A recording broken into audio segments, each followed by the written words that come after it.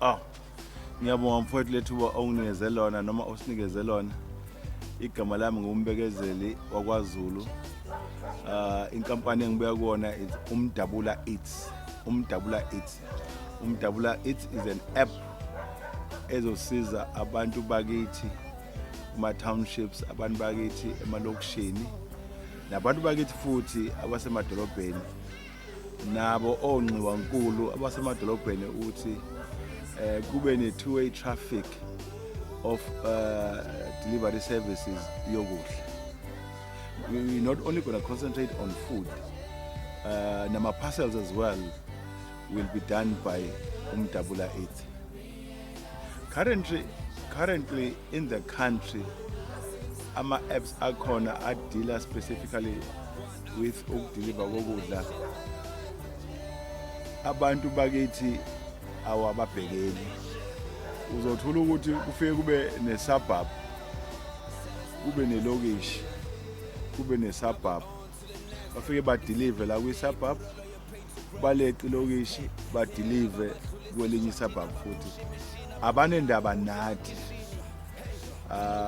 So thina i-main focus yethu umuntu omnyama osemjondolo, umuntu omnyama oselokishini, umuntu omnyama osemakhaya.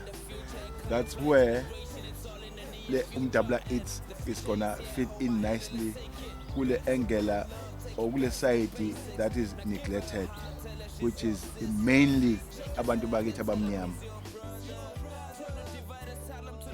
Okay, before seeing my features, ngifuna siqale how you apply bese siya kuma features. You see currently ayengithi une restaurant or une eatery. For you to qualify to these current food delivery services, the red tape is too long, and the duration that is taken ukuze ungene kwi system yabo sometimes it's almost 2 months. But with us, cinema criteria are 3 that we're going to consider. One is you must have a South African ID. 2, you must have a South African bank account. 3, we will send in a team of inspectors abazosuka from our office. Bame beyobuka i-compliance ukuthi whatever you are cooking, khona into ephekwa amabhedi kuthiwa isiphahlo. Uthi isiphahlo sakho awusiphekeleni phansi kombhede, the environment ophekela kuyona mina ngayidla yini, or is it not a health hazard to the nation? Those are the 3 criteria esizoconcentrate kakhulu kuwona. You won't do yonke le due diligence umuntu akubamba akubhekise phezulu akubhekise phansi just so that ukwazi ukwamukeleka kwi-app yakho. Your other question was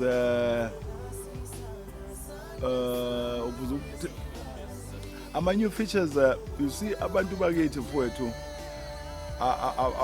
yes, we've got 2 types of a clientele yabantu bakithi. Khona aba user friend abajwayele ama gadgets abo, like your internet, most yethu sesiyakwazi ukusebenzisa i-internet. Bese bakhona ogogo nomama nomkhulu, noma ungabafundisa usuku lonke or inyanga yonke internet ngeke kuze kulunge. Into abayikhonzile ukuthatha ucingo bafone.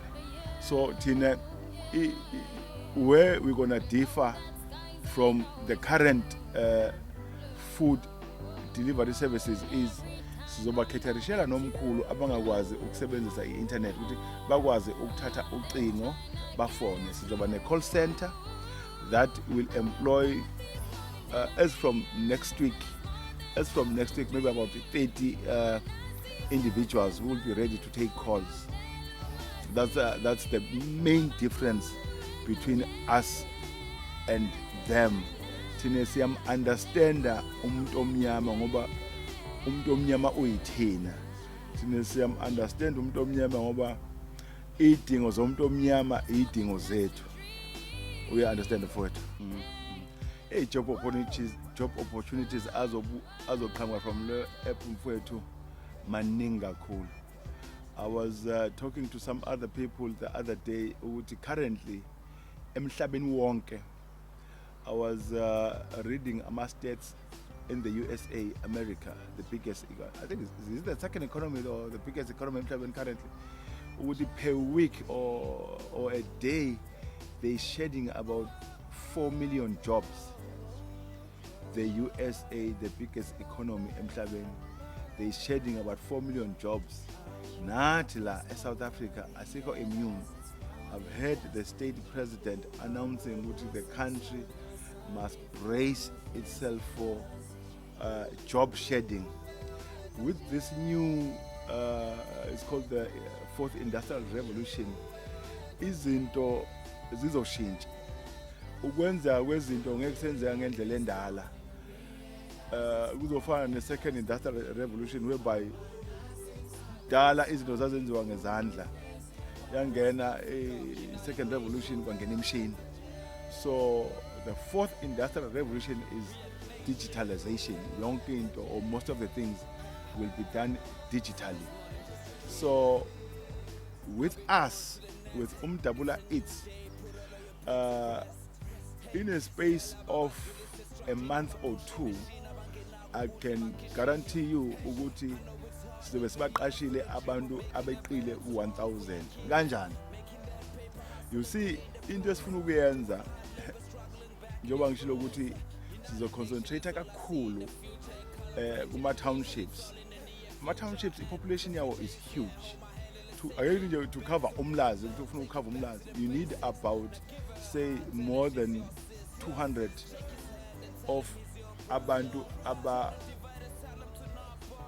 about transport, like your bikers, abantu abahamba ngeiguta, abantu abahamba nangamabhayisikili. That's umlazi uwodwa. Umuve uye ko Pinetown, umuve uye ko Masho, umuve uye ko Maritzburg. Nasedolobheni ngoba you must remember ukuthi uma sithi we're going to create a two-way traffic.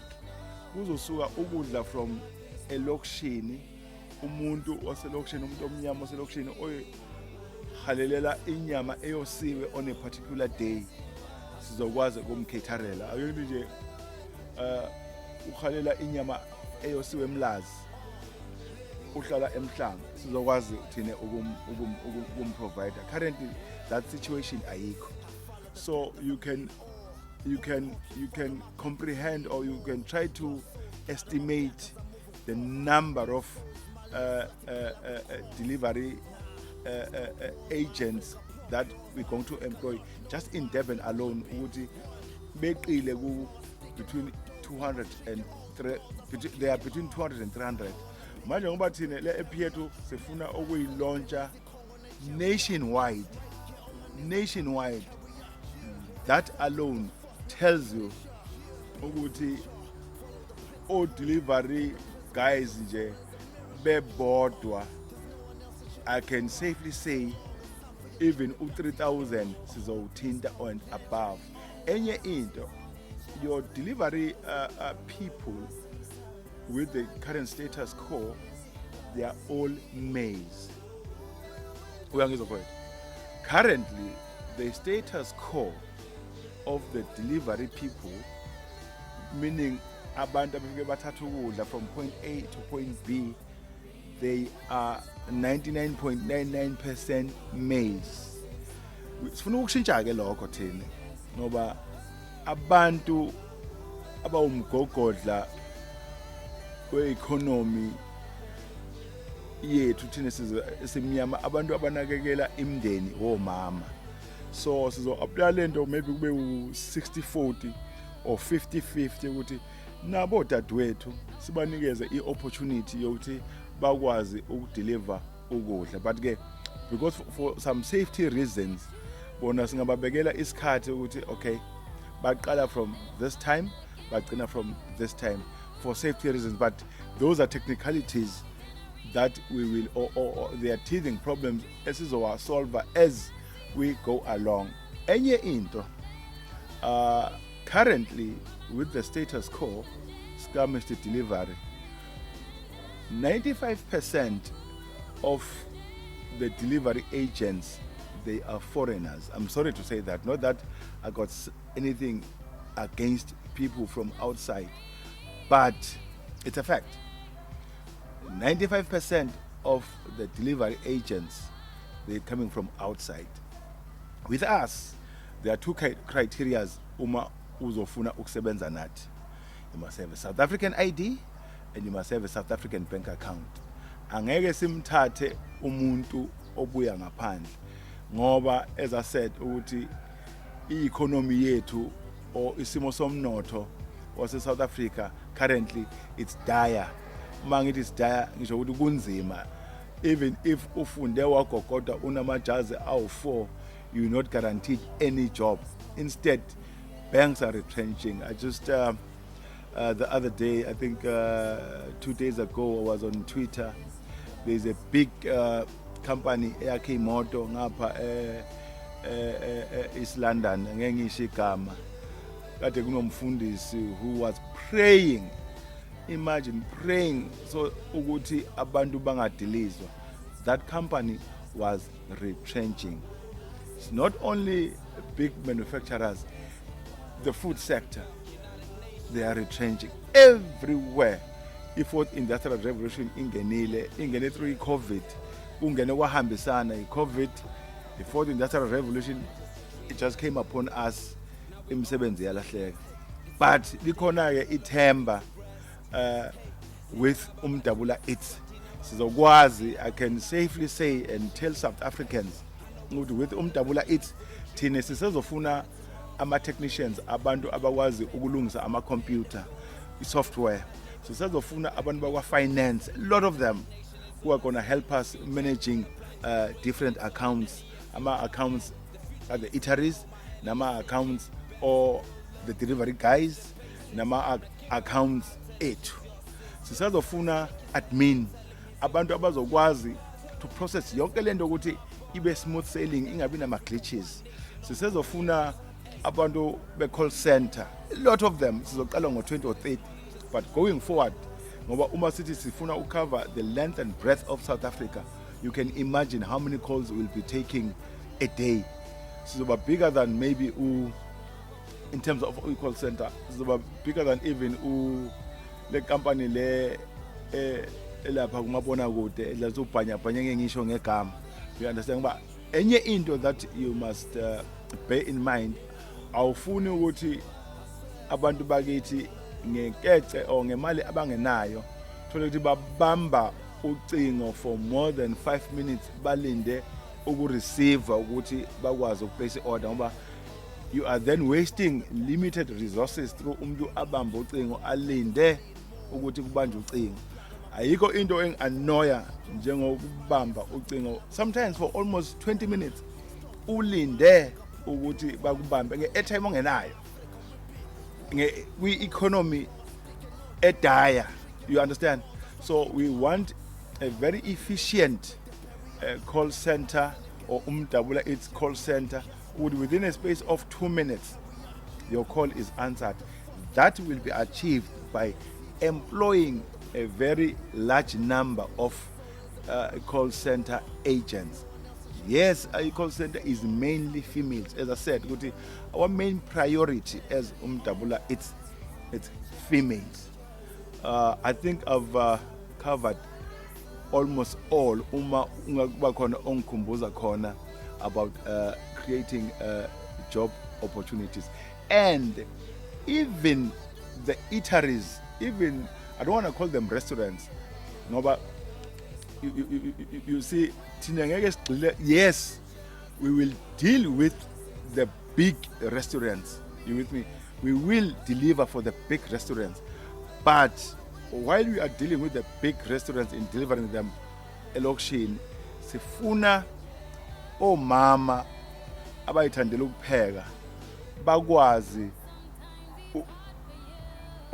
increase i-clientele yabo.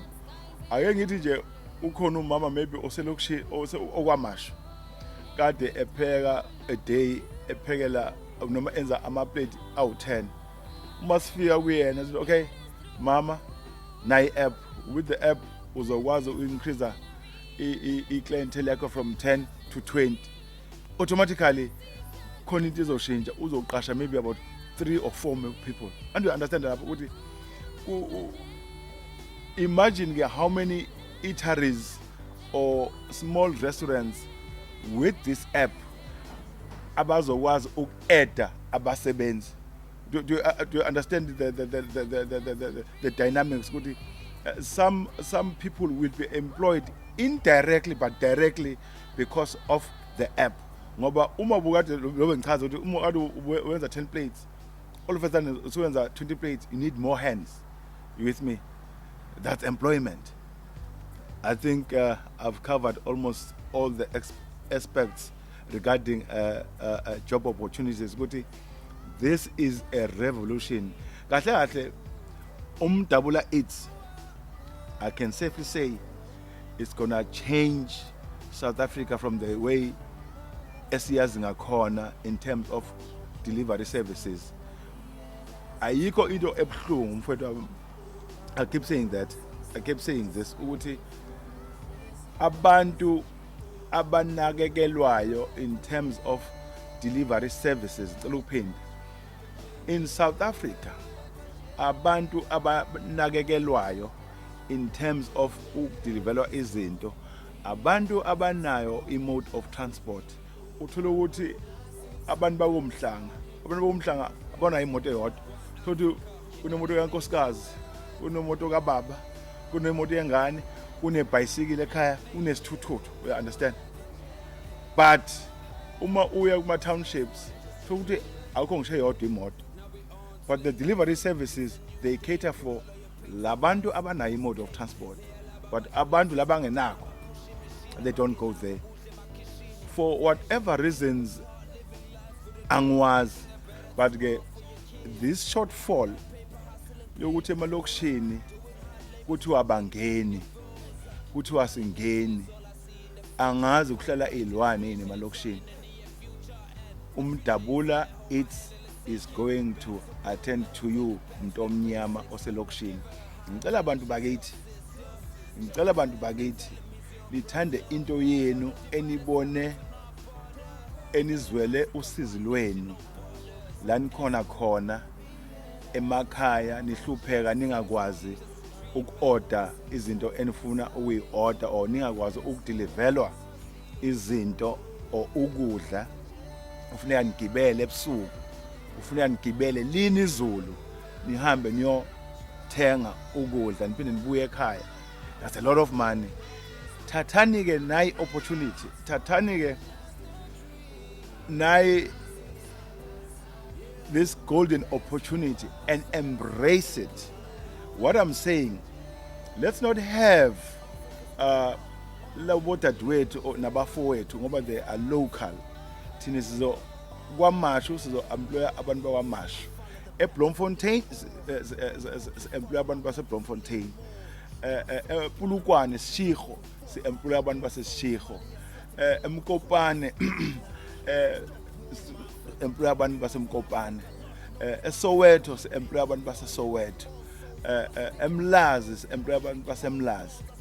Protect abantu benu labo. Asifuni ukuthi kuthiwe nanithi nenzani, nithi nizenza ngcono ngoba abantu abamnyama siyabazi baya violent, bayigebengu. Protect these brothers and sisters who will be bringing beautiful services to your doorstep. Uma ubona umuntu hlukumeza one of your own, ngicela niba report, niyeke lento yokucelebrate ubugebengu, because yiyo le ndaba. This is the reason why the other people bangafuni ukundeliverla at your doorstep. This app eyakho mntomnyama. This app izosiza wena gogo ekhaya. Gogo ekhaya uma kunesigebengu osibonile sihlukumeza umuntu ozodeliver ukudla kwamakhelwane, umreport ngoba kusasa lizobe lini izulu wena ozobe ufuna ukudeliver ukudla ungakwazi ukuhamba uphumesa ngoba liyani izulu thina sizosebenza izulu lina sizosebenza through snow sizosebenza through sunshine sizosebenza through windy conditions to bring better services for you. We are asking you mntomnyama ufuna ukugcizelela la let us prove them wrong. Angifuni kusho ukuthi obani bayazazi bona ngoba bayasilabela. You understand mntomnyama ngikhuluma nawe mntomnyama let us prove them wrong. So baprove wrong kanjani ukuthi asizithandi asiprotect into yethu uma senze njalo sizokwazi ukuthi from 3000 jobs maybe shy 6000 jobs.